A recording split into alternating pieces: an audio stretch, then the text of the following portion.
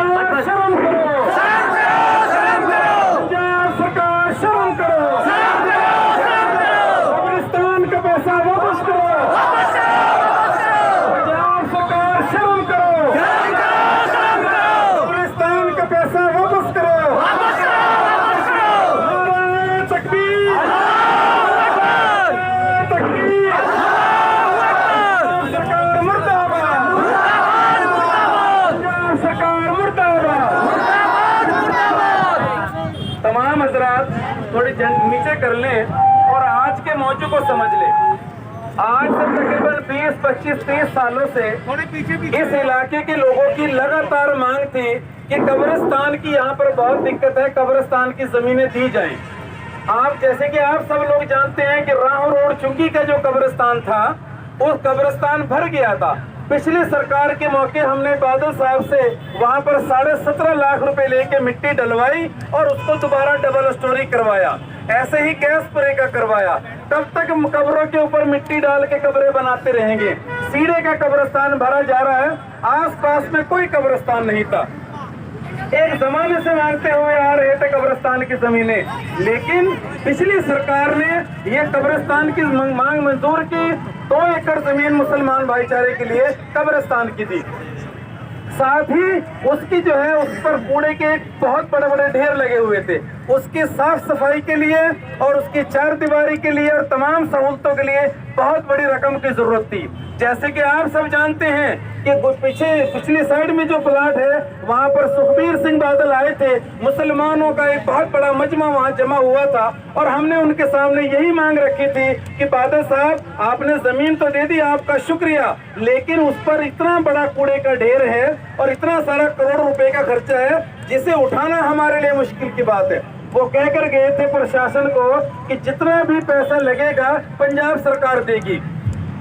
दोस्तों, बुजुर्गों, भाइयों, 2,84,00,000 रुपए का एस्टिमेट डिप्टी कमिश्नर लुधियाना की तरफ से बनाकर सरकार को भेजा गया। अगर बादल साहब चाहते तो 1 करोड़ रुपया दे देते और कहते कि ये काम शुरू करवा लो, जब ये पैसा खर्च हो जाएगा तो दोबारा और पैसा दे दिया जाएगा। लेकिन उन्होंने बड़ा दिल दिखाते हुए 2,84,00,000 रुपया एक मुश्त 2,84,00,000 रुपया डिप्टी कमिश्नर लुधियाना के खाते में भेज दिया। सरकार बदल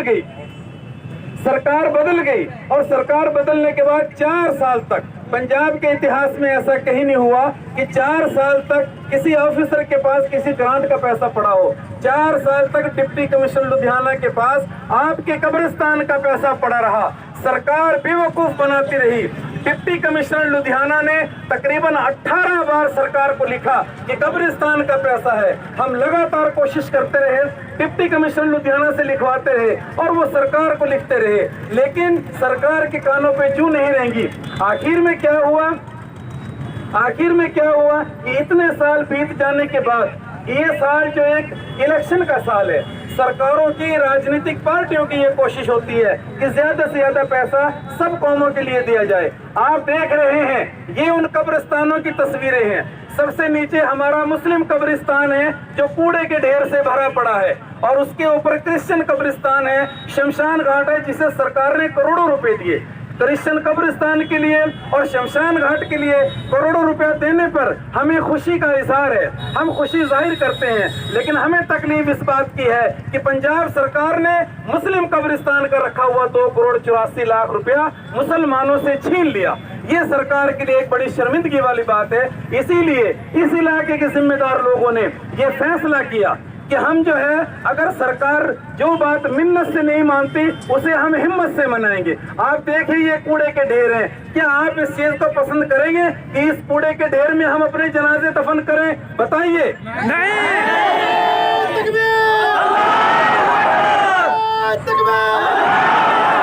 क्या करना होगा?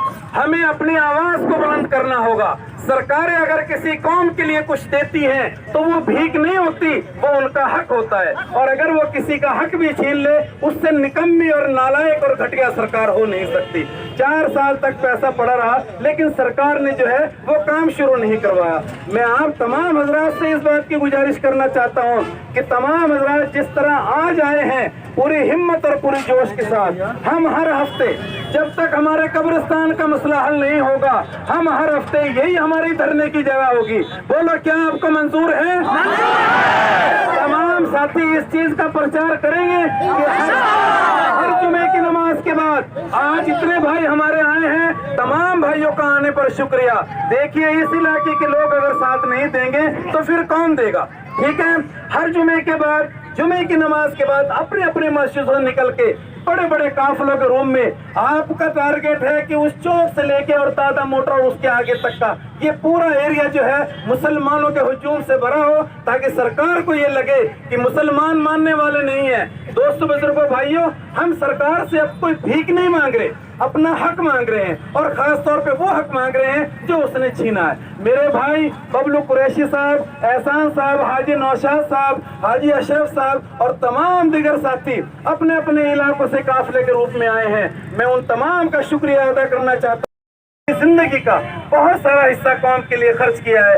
मैं चाहता हूं कि नारे तकबीर का नारा बुलंद किया जाए।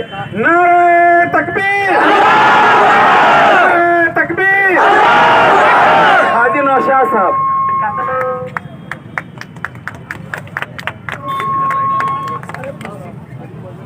अस्सलामु अलैकुम वरहमतुल्लाहि वबरकातुहू। भाई अजीज साथियों, आप सभी का यहाँ आने पर बहुत बहुत शुक्रगुजार हूँ, और एकता में ही हमारी ताकत है। जैसे कि हाफिज साहब ने अभी बताया कि 2 करोड़ 84 लाख रुपया वापस चला गया, हम उसको इस्तेमाल नहीं कर सके। ये हमारे हर एक जो है मुसलमान नेताओं की जिम्मेदारी थी कि वो पैसा जो है वापस ना जाए और इस कब्रिस्तान में लग जाए। अगर वो पैसा इस कब्रिस्तान में लगा होता तो हमें अपने जनाजों को सीरा पिंड ले जाने की ज़रूरत नहीं थी, नज़दीक में ही अपने जनाजे यहाँ दफन हो जाते। तो इसलिए हमें एकजुट होना है।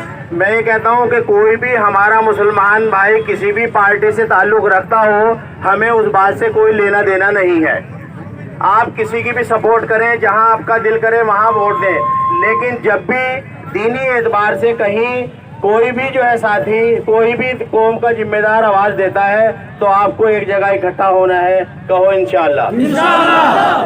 अब हम अगर यूं ही इकट्ठे होते रहे, हमारी आवाज़ बुलंद होकर सरकार के पास जाती रही, तो सरकार इंशाअल्लाह हमारे सामने झुक जाएगी और हमारे कब्रिस्तान का काम हो जाएगा। अस्सलामु अलैकुम वरहमतुल्लाहि वबरकातुहू। बबलू कुरैशी साहब बोलेंगे।